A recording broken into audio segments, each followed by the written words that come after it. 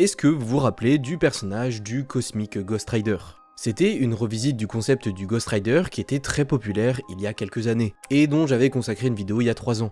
Et bien aujourd'hui, j'ai eu envie de consacrer une petite vidéo à un perso de l'histoire de ce Rider. Un perso très cool, au design assez marquant. Le Thanos Punisher. Pour ceux qui ne s'en rappellent pas, vous allez voir, il est franchement cool. Tout d'abord, je pense qu'il est important de mettre un peu de contexte. Le Ghost Rider cosmique provient de l'univers où Thanos, le titan fou, a gagné. Gagné dans le sens où il a tué l'intégralité des êtres vivants de son univers. À quelques exceptions faites évidemment, comme Hulk par exemple, qu'il a transformé en son chien, ou le surfeur d'argent, dont j'ai d'ailleurs consacré une vidéo si ça vous intéresse. Vous comprenez donc que sur cette terre, tous les héros et vilains que vous pouvez penser ont été anéantis, dont notamment Frank Castle, le Punisher. Sauf qu'à sa mort, il a décidé de faire un pacte avec Mephisto pour revenir à la vie, puis avec Galactus pour aller tuer le titan fou. Mais au final, ils ont perdu, mais bon, bref. Allez voir ma vidéo sur le Cosmic Ghost Rider si vous voulez en savoir plus. Le plus important qu'il faut savoir ici, c'est qu'à la fin de tout ça, et après être mort et s'être fait gerter du Valhalla par Odin, Frank, pour éviter à tout prix que Thanos devienne le King Thanos, est retourné dans le passé, alors qu'il était tout bébé pour le tuer. Sauf que, après l'avoir calmé, il a utilisé son regard de pénitence sur lui, et il s'est avéré être innocent. Donc du coup, à votre avis, qu'est-ce qu'il a bien pu faire? Il l'a laissé tranquille et remis dans son berceau, il l'a quand même tué, ou juste, je sais pas, il lui a effacé toute mémoire, Eh bien, tout d'abord, il lui a mis une patate, car apparemment, bébé ou pas, ça reste Thanos. Puis, vu qu'il ne peut pas le tuer car il est innocent et qu'en plus c'est un bébé, mais qu'en même temps il ne peut pas le laisser car sinon il va devenir un monstre sanguinaire, eh bien il a choisi tout bêtement de le kidnapper, en se disant que s'il l'élève loin de tout ce qu'il a rendu aussi monstrueux, peut-être qu'il changera. Bon, spoiler, vous verrez que pas du tout.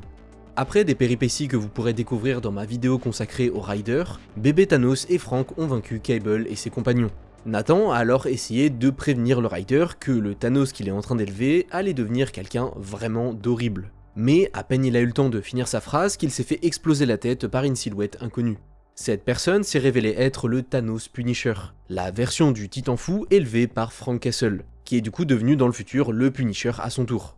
Après une légère discussion, tous les trois sont allés dans le présent du grand Thanos, et ont découvert un monde magnifique et en paix, où repose même la future version de Frank. Enfin du moins, ça c'est en apparence, puisque de l'autre côté, Frank découvre un monde horrible, où sont enfermées les personnes qui ne voulaient pas se soumettre aux lois du titan. Mais pourquoi il a fait ça, vous me direz? Eh bien, étant donné que ce Thanos a été élevé dans une optique de « pas tuer » entre guillemets, face à toutes les personnes qui ne voulaient pas accepter son autorité, il a choisi de les enfermer dans un endroit et de les laisser mourir. Ouais, on est d'accord, c'est pas vraiment ce que j'appelle « pas tuer ». Frank lui a alors rétorqué que toutes ces pauvres personnes méritent la chance d'être pardonnées, et qu'on condamne pas les gens à mort juste parce qu'ils ne souhaitent pas être comme tout le monde, et qu'ils ont leurs propres idées. Mais Thanos lui dit qu'il ne comprend pas vraiment ce qu'il protège ici, tout en lui montrant du doigt quelque chose au loin. Et c'est là que le Rider a une vision, tout bonnement bluffante. Il se voit jeune et en compagnie de sa femme en vie, ce qui est normalement complètement impossible. Mais pourtant, les deux amoureux sont bien là, heureux, dans leur maison.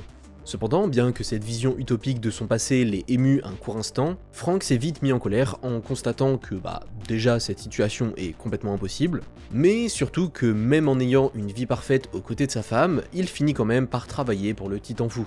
Quelque chose qui le met vraiment hors de lui, car rappelez-vous, c'est à cause de Thanos que dans son monde il a vraiment tout perdu, et qu'il est devenu fou, etc., avant de devoir travailler de force pour lui carrément. Face à cette situation qu'il ne peut accepter, Frank n'a pas eu d'autre choix que de tuer sa version bébé. Mais le Thanos Punisher l'a évidemment attaqué pour protéger sa version bébé. Et c'est là qu'un puissant combat a eu lieu. Un combat qui n'en est en fait pas vraiment un, car Frank a pulvérisé le titan avec une décharge d'énergie si puissante que ça a complètement détruit les alentours. Mais malgré tout, Thanos a survécu. Et oui, Punisher ou pas, Thanos reste Thanos, et donc il est extrêmement fort. Sauf que le Ghost Rider a gardé un dernier tour dans son sac, son regard de pénitence. Et c'est là que vous intervenez pour me dire que c'est complètement inutile, car Thanos, il ne regrette aucun de ses actes et n'en tire aucune culpabilité. Donc à quoi bon utiliser ce pouvoir sur lui? Eh bien, à ça je vous répondrai que ce n'est pas vraiment ce regard de pénitence qu'il lui fait, mais plutôt un autre pouvoir appelé juste pénitence, qui vaporise complètement le titan. Alors, si vous me demandez mon avis, c'est clairement une facilité scénaristique. Il fallait trouver un moyen de tuer autre que par la force ce Thanos, et voilà, ils en ont trouvé un. Mais si on prend au pied de la lettre ce pouvoir, et ce que dit Frank, c'est sûrement un regard qui punit la personne pour toutes les mauvaises choses qu'il a fait. C'est pourquoi ça fonctionne ici sur Thanos, car même s'il ne regrette rien et n'a pas de remords ou de culpabilité sur ce qu'il a fait, eh bien, ce qu'il a fait ça reste mal quand même, d'où le fait que ça fonctionne. Mais enfin bref. Après tout ça, Frank est parti de cette timeline avec bébé Thanos, et est reparti dans le passé pour le remettre dans son lit, faisant ainsi disparaître la ligne temporelle du Punisher Thanos à tout jamais. Fin de cette petite histoire. Est-ce que ça vous a plu? Perso, j'aime bien cette idée d'avoir créé un Thanos Punisher. Pendant toute cette histoire, Frank arrête pas de répéter à bébé Thanos de ne pas tuer, car c'est mal, etc.